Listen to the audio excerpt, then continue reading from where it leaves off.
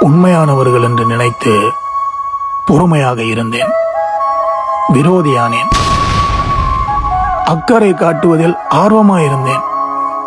துன்பத்துக்கு பயனாளியானேன். அன்பு செலுத்துவதில் வள்ளலாயிருந்தேன்.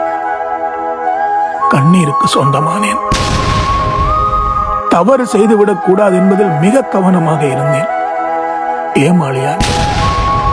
வார்த்தைகள் காயப்படுத்தி விடுமோ என மௌனமாயிருந்தேன்.